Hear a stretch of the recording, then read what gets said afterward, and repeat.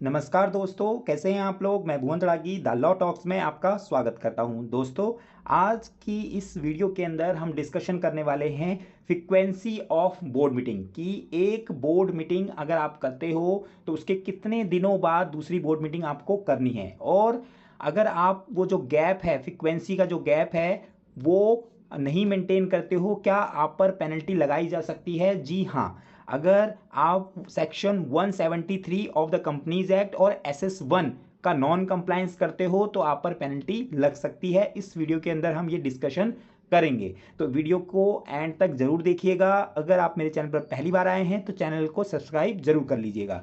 तो चलिए दोस्तों, शुरू करते हैं आज की वीडियो। तो सेक्शन 173 का सब सेक्शन 1 कहता है every company shall hold first meeting of the board with in 30 days.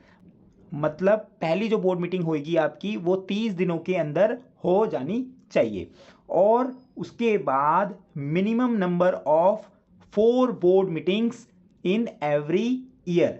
4 meeting हर साल के अंदर होनी चाहिए। इनकॉर्पोरेशन के बाद जो कंटिन्यूसली आगे जब आप चलेंगे फर्स्ट ईयर में, सेकेंड ईयर में, थर्ड ईयर में, तो आपकी 4 मीटिंग होना जरूरी है। और उन जो मीटिंग्स हैं उनके बीच में जो गैप है 120 दिन से ज़्यादा का नहीं होना चाहिए। Shall intervene between 2 consecutive meetings of the board. मतलब 120 दिन का गैप आपको रखना ही है। उससे ज़्यादा का अगर गैप होता है तो वो नॉन कंप्लायंस में आ जाएगा फ्रेंड्स। और उसके बाद दोस्तों, इसके अंदर सबसेक्शन 5, यहाँ पे 5 है, सबसेक्शन 5 उसके अंदर कहता है a 1 person company, a small company या फिर डोरमेंट कंपनी है shall be deemed to have complied with the provision of this section अगर at least 1 meeting of the board of directors has been conducted in each half of the calendar year.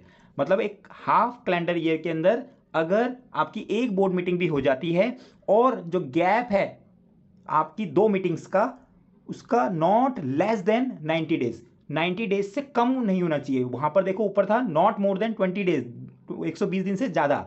यहां पे कह रहा है कि 90 दिन से कम नहीं होना चाहिए। मतलब 2 बोर्ड मीटिंग आपको करनी है पूरे साल के अंदर। किन किन कंपनीज को? 1 पर्सन कंपनी या फिर स्मॉल कंपनी या फिर डोरमेंट कंपनी, लेकिन उनका गैप 90 दिन से कम नहीं होना चाहिए। Provided that nothing contain in this subsection and section 174 shall apply to 1 person company. और जो 174 है वो कोरम की बात करता है, क्योंकि वहां पर क्या होता है, एक ही डायरेक्टर होता है, इसलिए वहां कोरम की बात नहीं है।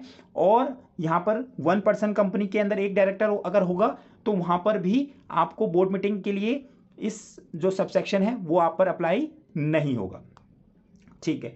उसके बाद SS1 के अंदर जो कि ICSI ने जारी किया हुआ है, उसका क्लॉज 2 भी बात करता है फ्रीक्वेंसी ऑफ बोर्ड मीटिंग की, जिसमें भी सिमिलर चीजें वो बोलता है board shall meet at least once in every calendar quarter. Calendar quarter का मतलब है जनवरी से लेकर दिसंबर के बीच में हर क्वार्टर में वो बोर्ड को कहता है कि एक बार तो जरूर मिले। मैक्सिमम जो इंटरवल है वो कितने दिन का होना चाहिए? 120 दिन का between 2 consecutive meeting of the board.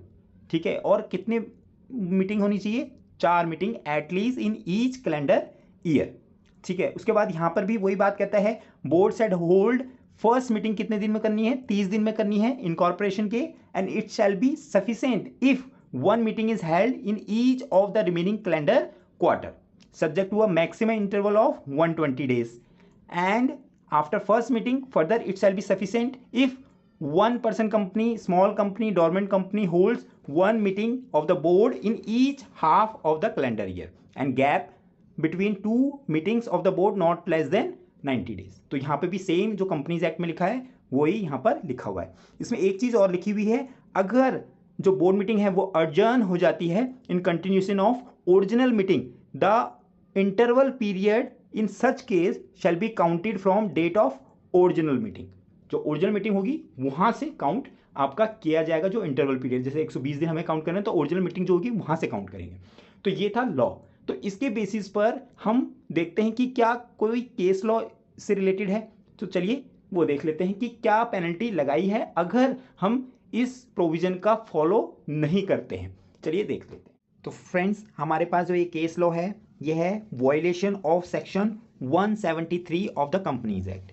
और ये केस रिसेंटली है 29/10/2024 में ये केस अनाउंस हुआ है, जो कि ऑर्डर किसने दिया है? Guwahati registrar of companies north eastern region.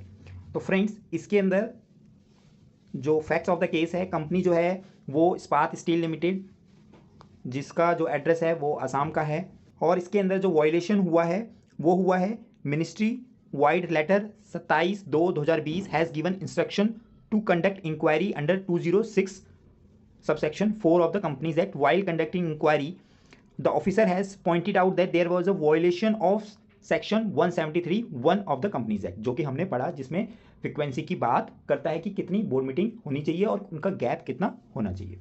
तो जो ऑफिसर है has stated the inquiry report every company shall hold a minimum number of 4 meeting of its board of directors every year in such a manner not more than 120 days shall intervene between two consecutive meeting of the board।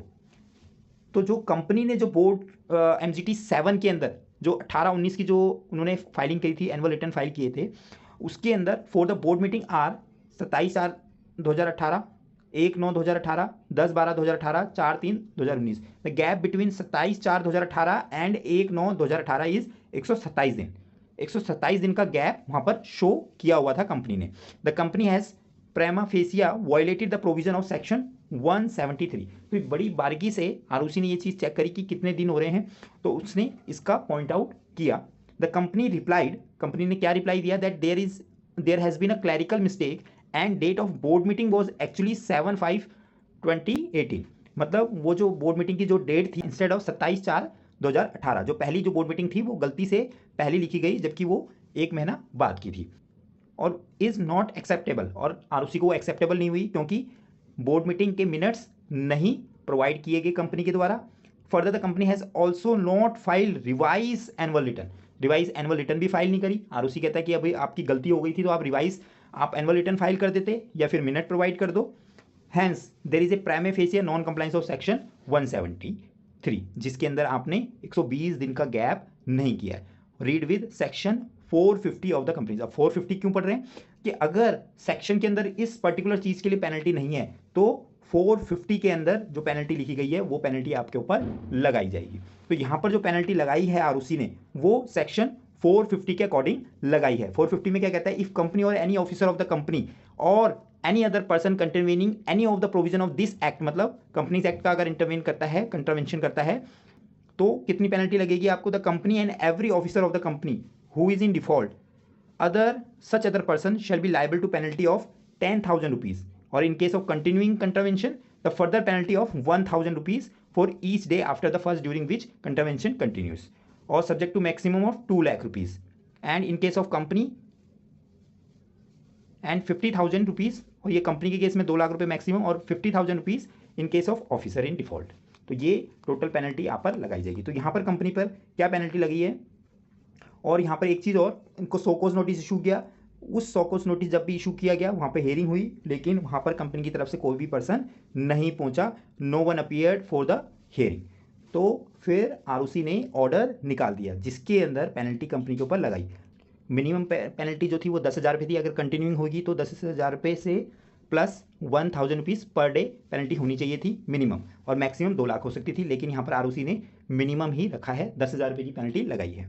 और जितने भी उसके director थे उन पर भी penalty लगाई है 10-10 हज़ार रुपये की। तो टोटल पेनल्टी हो गई आपकी 40,000 रुपये की। तो आपका एक नॉन कंप्लाइंस, छोटा सा नॉन कंप्लाइंस है, जो कि डेट आपने चाहे क्लैरिकल लिखी हो या फिर जान के लिखी गई हो, उस पर आपको पेनल्टी लग सकती है। और जितने भी कंपनी सेक्रेटरीज हैं, जो भी लीगल प्रोफेशनल्स हैं, जो भी एनुअल रिटर्न सर्टिफाई कर रहे हैं, उनको इस चीज़ का ध्यान जरूर रखना है कि बोर्ड मीटिंग की जो डेट एनुअल रिटर्न के अंदर जारी है, बोर्ड रिपोर्ट के अंदर जो जारी है, वो करेक्ट तरीके से हो। 120 दिन का गैप उसके अंदर जरूर हो। फ्रिक्वेंसी कितनी है वो जरूर हो। अगर आपकी कंपनी छोटी है, स्मॉल कंपनी है, तो आपके ऊपर 2 बोर्ड मीटिंग करना जरूरी है, लेकिन उसमें भी आपको जो गैप है वो 90 डेज मिनिमम रखना है। और अगर आपकी बड़ी कंपनी है तो 4 बोर्ड मीटिंग मिनिमम होनी चाहिए, और गैप जो है उनके बीच में 1-2 मीटिंग के बीच में 120 से ज़्यादा दिन का नहीं होना चाहिए। तो ये चीज़ें आपको ध्यान में रखनी है फ्रेंड्स। प्रॉपर नोटिस जाना चाहिए बोर्ड मीटिंग का, और उसका रिकॉर्ड भी आपको रखना है। ये सारी चीज़ें आपको ध्यान में रखनी है।